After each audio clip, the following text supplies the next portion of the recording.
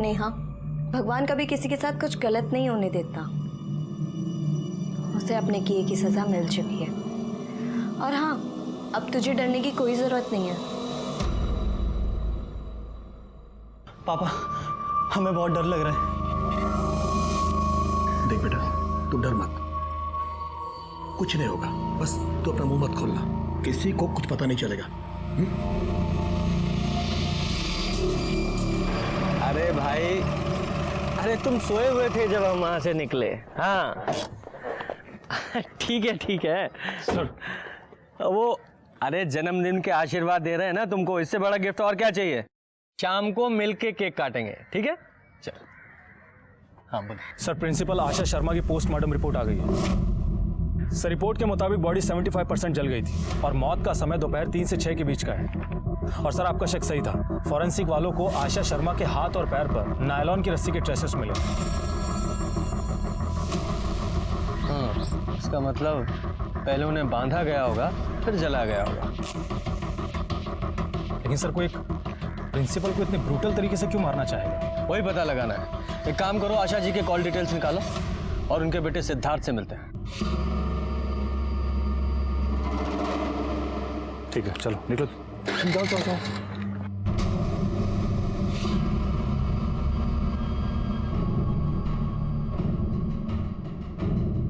Sir आप लोग इस वक्त यहाँ पे? हमें तुमसे जरूरी बात करनी है। अंदर बैठ के बात करते हैं। तुम्हारी माँ किसी हादसे में नहीं मरी थी, उनका खून हुआ है। क्या? खून? सर लेकिन उनका खून कौन कर सकता है? ये तो तुम बताओगे ना। हम कैसे बताएंगे सर, हमको तो कुछ पता ही नहीं कि उनका खून भी हुआ था।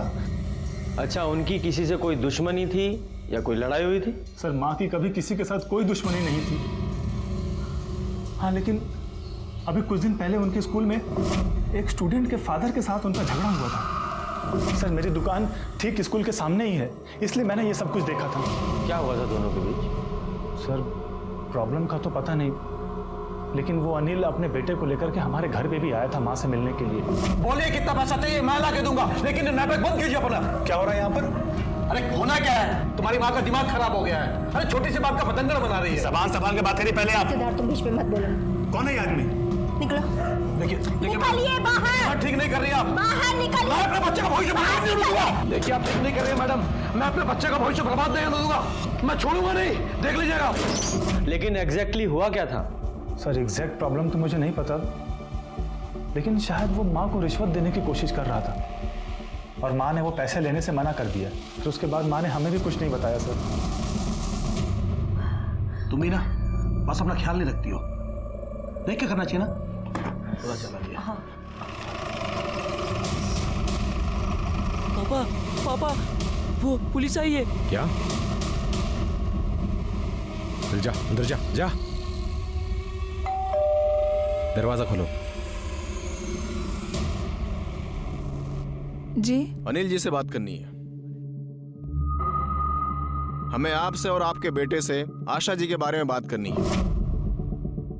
सर बड़ा दुख हुआ उनके बारे में सुनकर, लेकिन सर मुझे तो विश्वास ही नहीं हो रहा है। कई इस हादसे में उनकी मौत हो गई? उनकी मौत हादसे में नहीं हुई, किसी ने उनका खून किया है। क्या? खून? क्यों, आपको नहीं पता? सर मुझे तो वही पता है जो सब लोगों को पता है। ठीक है, मुद्दे पर आते हैं। आपका आशा जी के साथ झगड़ा चल रहा था ना, और आप धमकी देने उनके घर भी गए थे। कहीं आपने अपनी धमकी को कुछ ज्यादा ही सीरियसली तो नहीं ले लिया और आपने ही आशा जी को? नहीं सर, माना कि हमारे बीच में थोड़ी प्रॉब्लम थी, लेकिन सर बात इतनी बड़ी भी नहीं थी। तो फिर क्या बात थी? वो सर, मेरा बेटा पढ़ने में बहुत अच्छा है, लेकिन आशा मैडम कह रही थी कि इसकी अटेंडेंस कम है, इसलिए एग्जाम में नहीं बैठ सकता। तो सर मेरे बेटे का साल खराब हो जाता, इसलिए मैंने उनसे बहुत रिक्वेस्ट की। तो फिर वो कहने लगी कि एग्जाम में तभी बैठ सकता है जब मैं उन्हें 2 लाख रुपए दूंगा। बस सर इसी बात पे थोड़ी हमारी आपस में बातचीत हुई थी सर, बहस हुई थी। बेटा कहाँ है आपका? सो रहा है सर। कितने साल की उम्र है? 16 साल का। इतना छोटा भी नहीं है, और वैसे भी उसकी कुंभकर्ण की नींद नहीं है जो उठ नहीं सकता। जाइए बुलाइए। गुरु की इज्जत नहीं कर सकते तो कानून की तो इज्जत कीजिए। बुलाइए।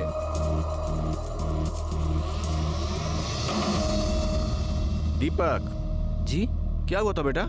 वही जो पापा ने बोला। क्या बोला पापा ने? सर मैंने बोला ना सर, इसकी अटेंडेंस थोड़ी कम थी, इसलिए आशा मैडम बोल रही थी कि इसे एग्जाम में नहीं बैठने देंगी। वो हमसे पैसे मांग रही थी। कमाल है, लोग बाग अपने बच्चों को दूसरों के सामने बोलने के लिए प्रोत्साहित करते हैं और आप अपने बच्चों को बोलने ही नहीं दे रहे हैं। खैर, कल 3 से 6 के बीच आप कहाँ थे? मैं अपने घर पे था। क्यों, दफ्तर नहीं गए? जी नहीं। हमारी नजर आप पर और आपके बेटे पर रहेगी। शहर छोड़कर जाने के बारे में सोचना भी नहीं। ये क्या हुआ है? गर्म पानी गिरने से जल गया। जल गया? सर ये आशा जी तो बड़ी अजीब ही औरत थी। बच्चों को एग्जाम में बैठने देने के लिए पैसे मांग रही थी। मामला कुछ और ही लग रहा है। इन लोगों की कॉल डिटेल से पता करो कि कल ये लोग 3 से 6 के बीच में कहाँ थे, और ये भी पता करो कि इन लोगों ने कोई हाल फिलहाल में नायलॉन की रस्सी खरीदी थी क्या। आशा जी के घर पे जाओ, उनके आस पड़ोस में पता लगाओ कि उन्होंने उनके घर में किसी को आते जाते देखा था या कोई अजीब बात नोटिस की थी। और हाँ, उनके स्कूल में भी पूछताछ करो। नहीं सर, आशा मैम की तो किसी से कोई अनबन नहीं थी। इनफैक्ट वो तो बहुत ही अच्छे नेचर की थी, सबसे घुल मिल के रहती थी। कोई भी ऐसा दिन नहीं था जब वो स्कूल ना आए। लेकिन सर एक बात है, जिस दिन उनकी मौत हुई उस दिन वो स्कूल नहीं आई थी। सर आशा मैम सिंदूर बिंदी लगाती थी, लेकिन किसी ने उनके पति को नहीं देखा अभी तक। और सर हाँ, एक बात और, उनके घर पे एक मुस्लिम लड़का आता है हमेशा। पता नहीं वो लड़का कौन है। सर दीपक के पिता अनिल के घर के बाहर तो ऐसी कोई दुकान नहीं है जहां से नायलॉन की रस्सी मिल सके। सर अनिल और उसकी पत्नी कॉल रिकॉर्ड्स। सर जिस दिन आशा जी की मौत हुई थी उस दिन दोपहर को 3 से 6 के बीच में अनिल के मोबाइल की लोकेशन उसके घर की ही है। हो सकता है मिसलीड करने के लिए अनिल ने अपना फोन घर पे ही छोड़ दिया हो सकता है सर। और हाँ सर, हमने आशा जी के स्कूल में जाकर भी पता किया है। सर कुछ तो हुआ था। सर एक टीचर का कहना है कि आशा जी ने सारे टीचर्स को अर्जेंटली बुलाया था कुछ बात करने के लिए, मीटिंग करने के लिए। फिर उसके बाद में आशा जी ने मीटिंग कैंसिल कर दी। आपने कुछ ज़रूरी मीटिंग के लिए कहा था, तो मैं सारे टीचरों को बुला लूँ? नहीं शुक्ला जी, मैं बताती हूँ आपको बाद में। अच्छा, आशा जी के आस पड़ोस से कुछ पता चला? हाँ सर। सर आशा जी अधिकतर बात तो किसी से करती नहीं थी, लेकिन पड़ोसियों का कहना है कि आशा जी के घर पर एक मुस्लिम लड़का आया करता था। एक बात और सर आशा जी सिंदूर बिंदी लगाती ज़रूर थी, लेकिन पड़ोसियों का कहना है कि आज तक उन्होंने उसके पति को देखा नहीं। हो सकता है कहीं बाहर काम करते हो, लेकिन अभी तक आए क्यों नहीं? सर वो 5 साल पहले ही हमें छोड़कर चले गए, लेकिन मेरी माँ अब तक उनके नाम का सिंदूर लगाती थी। कहीं इन सब में उनका हाथ तो नहीं है? पता नहीं सर, हम तो उनके टच में बिल्कुल नहीं थे। हमें कुछ नहीं पता कि इसमें उनका हाथ है भी कि नहीं। कहाँ है वो अभी, कुछ पता? ये भी नहीं पता सर, और उन्हें ढूंढना इतना मुश्किल काम भी नहीं था। गवर्नमेंट जॉब में है, बिजली विभाग में है, लेकिन हमने कभी उनकी खबर लेने की कोशिश ही नहीं की। माँ ने ही कहा था कि जब वो खुद घर छोड़कर गए हैं तो उनके पीछे जाकर क्या फ़ायदा। नाम क्या है उनका? मदन शर्मा। अच्छा, तुम्हारे घर एक मुस्लिम लड़का आता है, वो कौन है? वो मेरा छोटा भाई है सर, अनुराग। मुस्लिम लड़का अनुराग तुम्हारा भाई, क्या माजरा है ये? दरअसल अब उसका नाम असलम है, वो कन्वर्ट हो गया है। क्यों कन्वर्ट हो गया है? सर पुराने घर से जब हम लोग यहाँ पर शिफ्ट हुए थे तो उसके कुछ ही दिनों के बाद वो। अनुराग ये क्या कर रहा है? ये सब क्या है अनुराग? क्या कर रहे हो? पूछ रही हो कुछ? मैं कन्वर्ट हो गया अम्मी। क्या अम्मी? जानता था अम्मी आपको प्रॉब्लम होगी, लेकिन मैं ऐसी दोहरी जिंदगी नहीं जी सकता। अनुराग मेरी बात सुनो। अनुराग माँ एक मिनट, अनुराग देख मेरी बात सुन। उसके बाद वो चला गया, फिर कभी कभी वो घर पर आता था, और ये सब माँ को बिल्कुल भी पसंद नहीं था। और कौन कौन है घर में तुम्हारे? सिर्फ फैमिली में बचा ही कौन है? कहने को तो पापा हैं, अनुराग है, लेकिन कहाँ है सर वो? एक माँ थी, अब वो भी नहीं। हमें अनुराग का कमरा देखना है।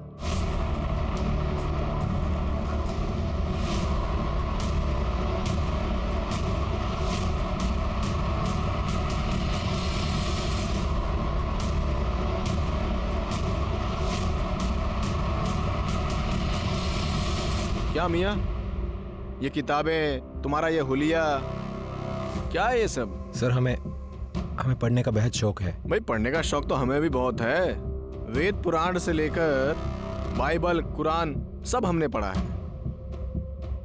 ये किताबें ये तो किसी जिहादी ऑर्गेनाइजेशन की लग रही हैं। कहीं ज्वाइन वाइन करने का इरादा तो नहीं है?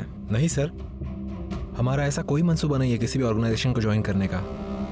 हम तो बस ऐसे ही पढ़ रहे थे। अच्छा एक बात बताओ, पर ये कन्वर्ट क्यों हो गए तुम?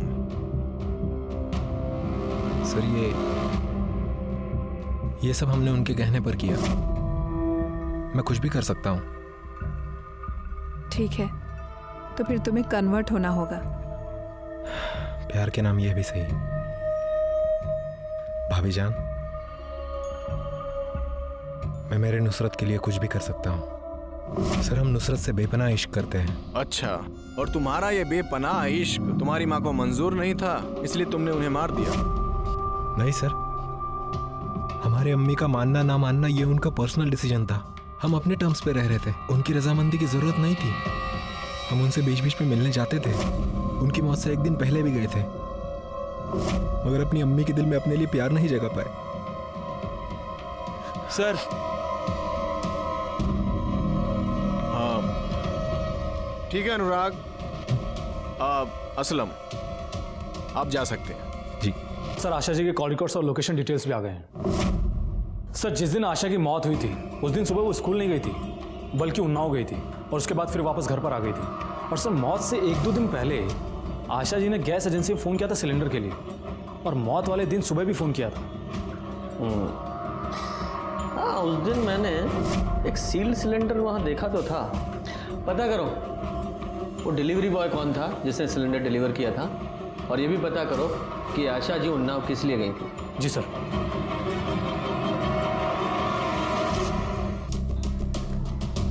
सर, इसने ही आशा शर्मा के घर पर गैस सिलेंडर डिलीवर किया था। नाम क्या तुम्हारा? सोनू माझी है साहब। लेकिन साहब हम कुछ नहीं किए हैं साहब, हम इनको बताए हैं, हमको पता चला कि वो जल के मर गए हैं साहब। हम बाल बच्चे वाले आदमी साहब, हम कुछ नहीं। अरे ठीक है, हमें पता है तुमने कुछ नहीं किया, तुम्हारी थोड़ी सी हेल्प चाहिए बस। 12 अप्रैल को जब तुमने आशा जी के यहाँ गैस सिलेंडर डिलीवर किया था, क्या इनमें से कोई वहाँ मौजूद था? नहीं साहब, ये नहीं थी, वो तो 25-30 साल की लड़की थी साहब। अच्छा, स्केच बनवा सकते हो? हाँ, अरे फोटो?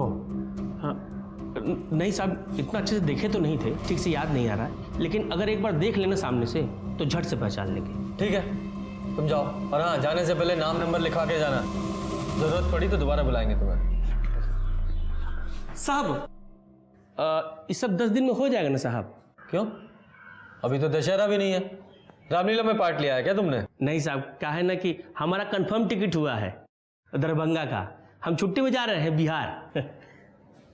सुनो, तुम भी जाओ। हाँ सर, ये आशा की फैमिली में तो सारे मेल्स ही हैं। उसके दोनों बेटे सिद्धार्थ और वो दूसरा अनुराग जो कन्वर्ट हुआ है, और आशा जी का पति मदन। फिर ये 25 से 30 साल वाली लड़की कौन हो सकती है? अनुराग बोल रहा था ना उसकी कोई गर्लफ्रेंड है। अनुराग और उसकी गर्लफ्रेंड को बुलाओ, हो सकता है आशा जी के मर्डर में उसी का कोई हाथ। नेहा चलो खाना खा लो। नहीं, मेरा मन नहीं है। मैंने बोला ना, अब कोई प्रॉब्लम नहीं है, प्रॉब्लम की जड़ खत्म हो चुकी है। चलो खाना खा लो। बोला ना मेरा मन नहीं है, जो हुआ बहुत गलत हुआ, मुझे नहीं खाना। नेहा। अनुराग। असलम। ठीक है, इनमें से आपकी गर्लफ्रेंड कौन है? जी नुसरत, हमारी गर्लफ्रेंड, और ये हमारी भाभी जान हिना। ठीक है, आप इधर रुकिए, आप दोनों अंदर चलिए, साहब ने बुलाया, आइए। सर, आपने हमें और नुसरत को बुलाया था? नहीं, बस वो हमको नुसरत से मिलना था और पूछना था कि जिस वक्त आशा जी के घर में आग लगी थी उस वक्त आप दोनों कहाँ पर थे? सर, हम दोनों नुसरत के भाभी जान के घर पे थे, हिना शेख। ठीक है, आप नुसरत की डिटेल्स लिखवा दीजिएगा पर। ठीक है सर। चलिए, आप लोग शहर छोड़कर बाहर मत जाइएगा। सर, आप लोग हमारी अम्मी की कत्ल के लिए हम पर शक कर रहे हैं? हम सिर्फ अपना काम कर रहे हैं, और एक कहावत तो आपने सुनी होगी कि कई बार घर के चिराग से ही घर में आग लग जाती है। जाइए। चलिए।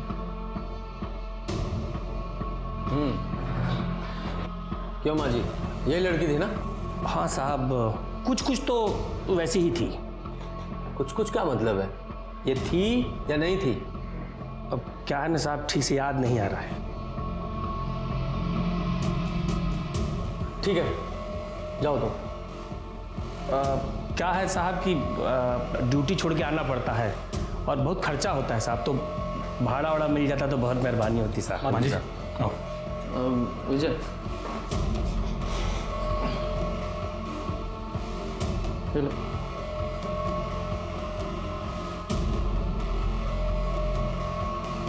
विजय, इसे अनुराग और नुसरत पे नजर रखो और इन दोनों की कॉल डिटेल्स भी निकालो। जी सर। अरे सर, क्या आप कंप्लेंट कर रहे हो सर? अरे इतना सा लड़का था सर, हमारी आंखों के सामने से हमारी बाइक लेकर चला गया सर। नहीं सर, आप चलिए और हमारी बाइक दिलाइए सर। मैं नहीं जानता सर। क्या हो रहा है ये? क्यों शोर मचा रहे हो? सर, इसकी बाइक चोरी हो गई है और पिछले कुछ दिनों से इस एरिया में काफी बाइक चोरी हुई हैं। हाँ, तो कंप्लेंट तो लिखानी पड़ेगी ना। शांति से बैठो और पहले कंप्लेंट लिखाओ। Sorry sir. पासवान, सारे सिग्नल्स को अलर्ट करो और उनकी सीसीटीवी फुटेज भी चेक कराओ, और जितनी बाइक आज तक चोरी हुई हैं सबका आरटीओ से क्रॉस वेरिफिकेशन कराओ।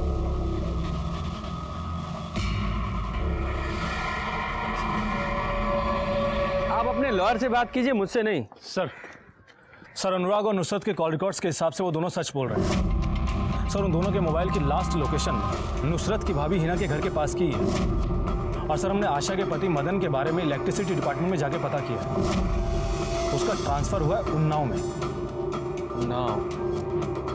ये आशा जी के कॉल रिकॉर्ड्स के हिसाब से अपनी मौत से पहले वो उन्नाव ही गई थी ना, राइट? हाँ सर। और सर, मदन के ऑफिस वालों ने बताया है कि आशा ने वहाँ के पुलिस स्टेशन में मदन के अगेंस्ट कंप्लेंट करवाई थी दूसरी शादी करने पर। मदन ने दूसरी शादी की थी और इसी वजह से मदन को जॉब से निकाल दिया था। पता किया किससे की उसने दूसरी शादी? हाँ सर।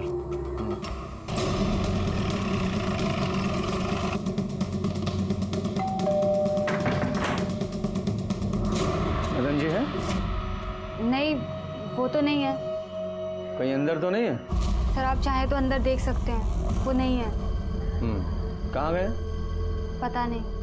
आप उनकी पत्नी हैं या ऐसे ही साथ में रह रही हैं? सर, ये आप क्या कह रहे हैं? उनकी पत्नी आशा शर्मा ने उनके खिलाफ कंप्लेन लिखवाई थी। जी। मेरे सख्त नेचर की वजह से मैं अपना घर नहीं बचा पाई, लेकिन वजह तो ये थी नहीं मदन। वजह ये थी कि तुम इस औरत के लिए मुझे छोड़कर आ गए। ऐसा नहीं है, ऐसा नहीं है। ये बच्चा तुम्हारा है? कितने साल का?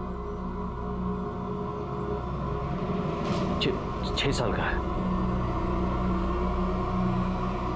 और 5 साल पहले तुमने मुझसे ये कहा कि तुम्हारा दम घुटता है उस घर में। ये क्यों नहीं कहा कि तुमने गिरहस्ती बसा ली है इस औरत के साथ, बच्चा पैदा कर लिया है? मैं पुलिस में कंप्लेन करूंगी, तुम्हारे ऑफिस जाऊंगी। ना तुम्हारा ये बच्चा जायज है और ना तुम्हारी ये बीवी, तुम्हारी ये पूरी शादी ही नाजायज है। इनके खिलाफ इंक्वायरी चल रही है। उस दिन के बाद से वो पता नहीं कहाँ चले गए हैं। मुझे लगता है कि उन्होंने मुझे भी छोड़ दिया है। पासवान, इस मदन की कॉल डिटेल्स निकालो, उसका नंबर ट्रेस करो और स्क्रीन पर नजर रखो। जी सर।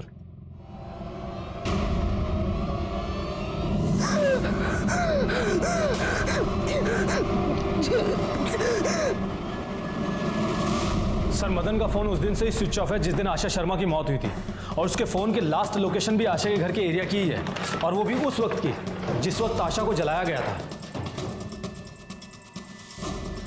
आशा जी ने मदन के खिलाफ कंप्लेन की थी, जिसकी वजह से इस मदन की नौकरी छूटने वाली है और दूसरी बीवी भी। कहीं ऐसा तो नहीं कि किरण और मदन दोनों ने मिलकर आशा जी को जला दिया हो? वो औरत जिसे उस सिलेंडर वाले ने आशा जी के घर पे देखा था, हो सकता है वो किरण ही हो। जब तुम्हारी जरूरत थी तो पहले शादी की, बच्चे पैदा किए, अपनी लाइफ को पूरा एंजॉय किया आपने, और अब इस उम्र में अपनी पहली पत्नी के होते हुए उसे धोखा देकर अपने से आधी उम्र की लड़की के साथ तुमने दूसरी शादी कर ली, और जब पहली बीवी ने कंप्लेन की तो मार डाला उसे। नहीं सर, मैंने नहीं मारा आशा को। आपकी कॉल डिटेल्स हैं हमारे पास। जिस समय और जिस दिन आशा जी का मर्डर हुआ, आपकी फोन की लोकेशन उन्हीं के घर के आसपास एक्टिव थी। जी, मैं गया था वहां पर।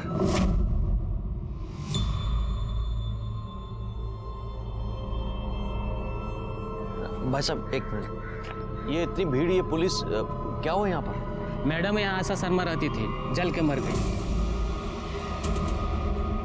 मैंने अपना फोन स्विच ऑफ किया और मैं वहां से निकल गया सर। झूठ बोल रहे हैं आप। आपने गुस्से में आशा जी का कत्ल किया, और यही नहीं, आपकी वो दूसरी पत्नी किरण, वो भी इसमें शामिल है। किरण का इससे दूर दूर तक कुछ लेना देना नहीं है सर। वो तो पता चल ही जाएगा। माँ जी, ये मदन जी हैं, आशा जी के पति, और ये हैं मदन जी की दूसरी पत्नी किरण जी। अब ये बताओ, आशा जी के यहाँ जब तुमने गैस सिलेंडर डिलीवर किया था, ये वहां थी?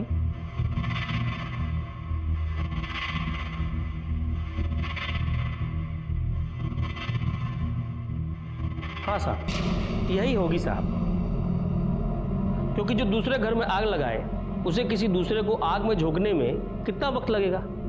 हो ना हो यही होगी साहब। अरे होंगी क्या मतलब है? देखो, थी या नहीं थी, कंफर्म करो।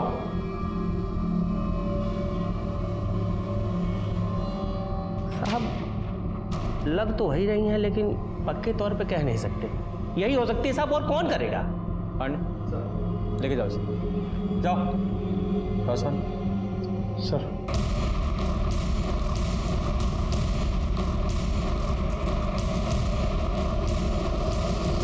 मदन ने चारबाग स्टेशन से ऑटो लिया था और उसी से वो आशा जी के घर पर गया था, और उसी ऑटो से वो वापस भी आया था। ये बात तो कंफर्म हो चुकी थी। तो सीधे सीधे आशा जी के खून में उसका हाथ नजर नहीं आ रहा था, लेकिन आशा जी के खून की प्लानिंग में उसका हाथ नहीं था, इस बात से हम इनकार नहीं कर सकते थे। आशा जी के केस में हमारे सामने बहुत सारे सस्पेक्ट्स थे, लेकिन मुझे लग रहा था कि मैं और भी दिशाओं में देखने की जरूरत थी। विजय, एक काम करो, ये आशा जी के स्कूल में एक बार फिर से जाके पता करो, क्योंकि ये काफी स्ट्रिक्ट थी। हो सकता है किसी स्टूडेंट का एंगल सामने आए।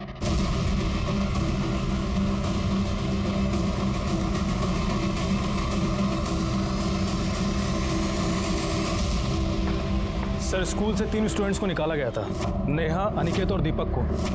हाँ, लेकिन दीपक के फादर ने तो कहा था कि आशा जी ने सिर्फ एग्जाम देने से रोका था। आशा मैडम कह रही थी कि इसकी अटेंडेंस कम है, इसलिए एग्जाम में नहीं बैठ सकता।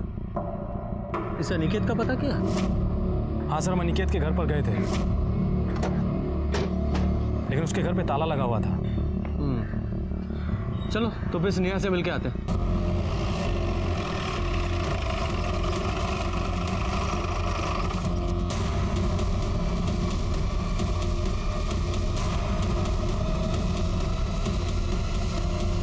क्या हुआ है?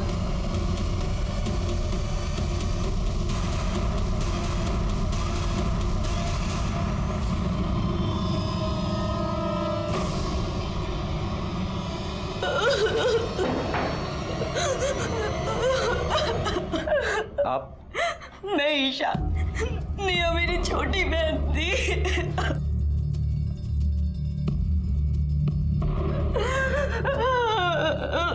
आप कहाँ थी जब ये सब कुछ हुआ? आज मैं ऑफिस से जल्दी आ गई और जैसे मैं घर में आई, नेहा, नेहा कहाँ है तू? मैंने देखा कि नेहा इस हालत में ये किसी परेशानी में थी या डिप्रेशन में? नहीं सर, नेहा बिल्कुल नॉर्मल थी।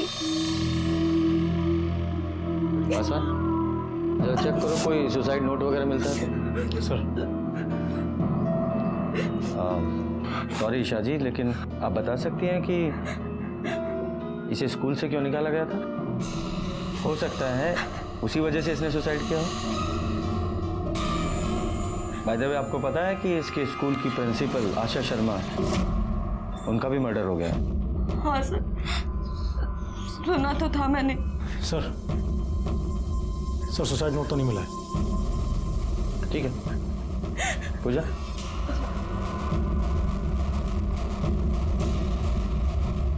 पासवान, बॉडी को पोस्टमार्टम के लिए भेजो और पता करो कि ये नेहा, दीपक और अनिकेत, इनमें कोई कनेक्शन है क्या?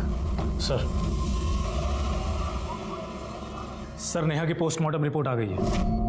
ठीक है, अंदर आओ। सर बॉडी पर स्ट्रगल का कोई भी मार्क नहीं है और मौत फांसी लगने से ही हुई है। इसका मतलब ये सुसाइड ही था। Yes sir. और सर हमने नेहा के कॉल रिकॉर्ड्स और लोकेशन डिटेल्स भी निकलवाए हैं। सर नेहा ने आशा से कभी डायरेक्ट बात तो नहीं की थी, लेकिन वो अनिकेत के जरूर टच में थी। और अनिकेत ने आशा के सेल पे फोन किया था, और इस अनिकेत का फोन तभी से बंद है जब से उसे स्कूल से निकाला गया।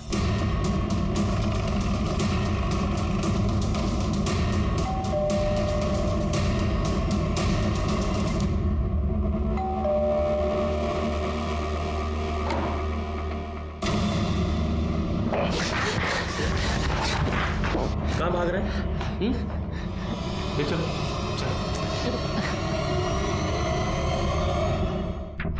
इतनी छोटी उम्र में बाइक चोरी करते? नहीं सर, वो आशा मैडम को पैसे देने थे। वो मेरी प्रिंसिपल है। प्रिंसिपल हैं? हाँ, उन्होंने ही मुझे कहा था 2 लाख रुपए लाने के लिए। मेरे पास तो इतने पैसे थे नहीं सर, इसलिए चोरी की हुई बाइक को बेचकर मुझे पैसे देने पड़े। पैसे क्यों मांगी थी उन्होंने? कुछ गलती हो गई थी सर, और मैम ने कहा कि अगर पैसे नहीं दिए तो स्कूल से एक्सपेल कर देंगी। तो पैसे देने तुम उन्हें ऊपर जाते थे? मतलब आशा जी का मर्डर हो गया है। क्या मर्डर? सर मुझे पता भी नहीं, मेरा फोन बंद था, और सिद्धार्थ भैया भी इतने दिनों से पैसे लेने आए, उन्होंने मुझे कुछ नहीं बताया। सिद्धार्थ? जी, मैडम का बेटा। उन्होंने ही मुझसे कहा था कि मैम को पैसों की ज़रूरत है, और अगर मैंने उन्हें पैसे दे दिए तो मुझे माफ़ कर देंगे। ये बाइक चुराने का आइडिया भी सिद्धार्थ भैया का ही था। क्या सर बकवास कर रहा है ये? सर ये झूठ बोल रहा है, मैंने इससे कोई पैसे वैसे नहीं लिए हैं। क्या सबूत है तुम्हारे पास? अरे रिकॉर्डिंग है इसके पास में तुम्हारी, सुनाओ जरा रिकॉर्डिंग। हाँ सिद्धार्थ भैया, मैंने मेरे माँ से बात कर ली है, लेकिन तुम्हारी मैम मान ही नहीं रही है। उनको 2 लाख रुपया किसी भी हालत में चाहिए। लेकिन इतने पैसे मेरे पास नहीं है। एक काम कर, बाइक चोरी कर और उन्हें बेच। सर हम मानते हैं कि हमने इससे पैसे मांगे थे। वो दरअसल हम अपने उस छोटे से दुकान से खुश नहीं थे, हम कुछ बड़ा करना चाहते थे सर, इसीलिए हमने इससे पैसे लिए थे। कहीं तुमने ही तो अपनी माँ को नहीं मारा? नहीं सर, अरे ये क्या कर रहे हैं आप? हमने अपनी माँ को नहीं मारा है सर, वो तो हम बस इसकी मजबूरी का फायदा उठा रहे थे और कुछ नहीं। मजबूरी? इसीलिए तो मैं बार बार आशा मैडम से रिक्वेस्ट कर रहा था। वो मोबाइल कहाँ है जिससे आपके बेटे ने वो वीडियो बनाई थी? सर आशा मैडम ने वो मोबाइल लॉकर में रख दिया था, तो मैंने पीयून को पैसे खिलाकर उसे निकलवाया, वरना मेरा बेटा फंस जाता सर। लाइए मोबाइल दीजिए वो। लेकिन सर मैंने वो वीडियो डिलीट कर दिया उसमें से। उस डिलीट वीडियो को कैसे रिकवर करना है हमें अच्छी तरह से पता है। लाइए मोबाइल दीजिए।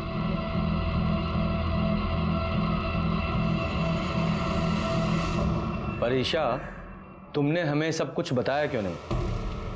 क्या बताती सर कि आशा मैम की वजह से मेरी बहन ने अपनी जान दे दी। उनकी मौत के बाद भी मेरी बहन डरी हुई थी कि पुलिस इन्वेस्टिगेशन में उसका वो सेक्स वीडियो कहीं मिल ना जाए। कहीं सबसे गुस्से में आकर तुमने ही तो कुछ नहीं कर दिया? अगर मुझे मारना ही होता तो उस अनिकेत को मारती जिसने मेरी बहन का वो वीडियो बनाने के लिए दीपक से कहा। अरे मेरी बहन तो अनिकेत से सच्चा प्यार करती थी, धोखा उस अनिकेत ने दिया है, मेरी बहन ने नहीं।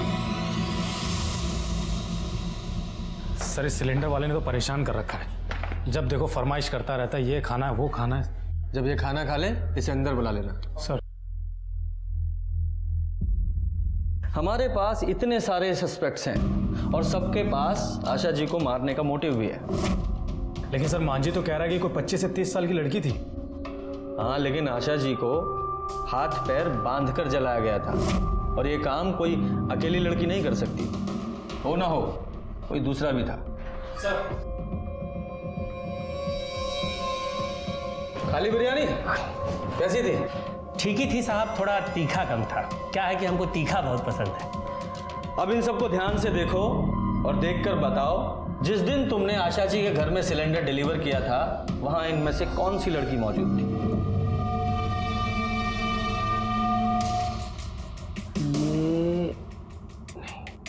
ये नहीं थी साहब।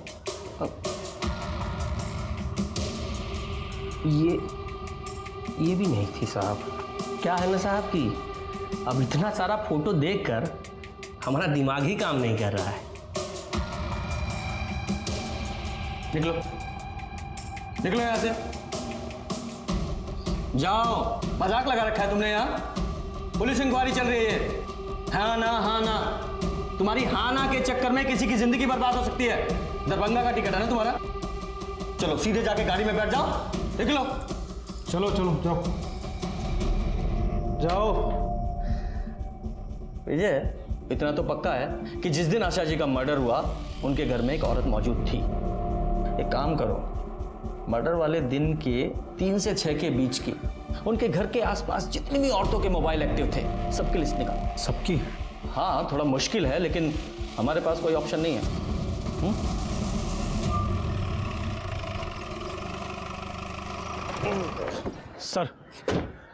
सर जिस दिन आशा शर्मा की मौत हुई थी उस दिन दोपहर 3 से 6 के बीच में करीब 314 औरतों के फोन एक्टिव थे उस एरिया में।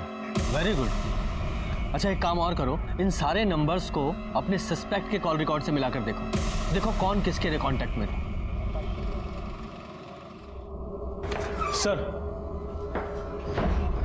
पता चल गया है, उन 314 औरतों में से एक के कांटेक्ट में कोई है जिसके पास आशा जी के दूसरे नंबर से कॉल्स आ रहे थे। सर हमने पता किया है, वो नंबर तो आशा जी यूज ही नहीं करती थी और ना ही वो नंबर उन्होंने खरीदा था। सर आशा जी के मर्डर वाले दिन वो नंबर आधे घंटे के लिए आशा जी घर के पास में एक्टिव था। लेकिन हाँ सर, आशा जी के असली मोबाइल की लोकेशन उनके घर की ही थी। इसका मतलब आशा जी के नाम पर किसने एक और सिम खरीदा।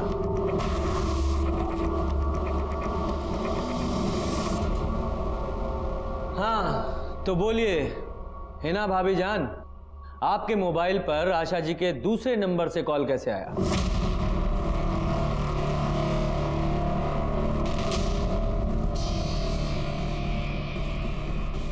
बोलिए।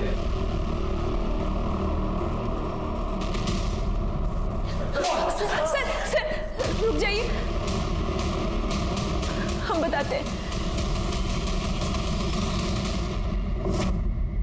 इनके भाईजान इनका निकाह कहीं और करवाना चाहते हैं। लेकिन भाभीजान आपके कहने पर हम कन्वर्ट तक हो गए। लेकिन इतना काफ़ी नहीं है। दरअसल जिनसे इनका निकाह करवाना चाहते हैं इनके भाईजान, वो सरकारी नौकरी करता है। वो उनके अब्बू थे ना इकबाल के, वो गुजर गए तो उनकी जगह पर उन्हें नौकरी मिल गई। अब आपको सरकारी नौकरी तो नहीं मिल सकती है ना? मिल सकती है। कैसे? जैसे इकबाल को मिली।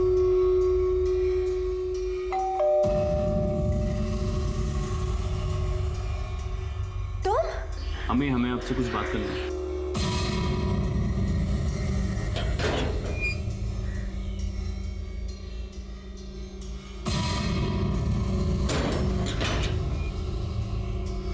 बोलो क्या बात करनी है?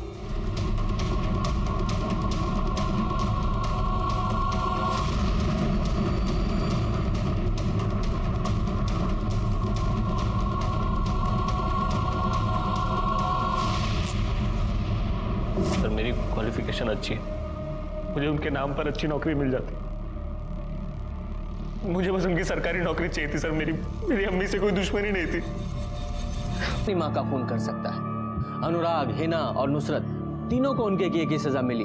लेकिन सवाल ये उठता है कि क्या आशा जी को उनके साथ होने वाले अपराध की दस्तक नहीं मिली थी?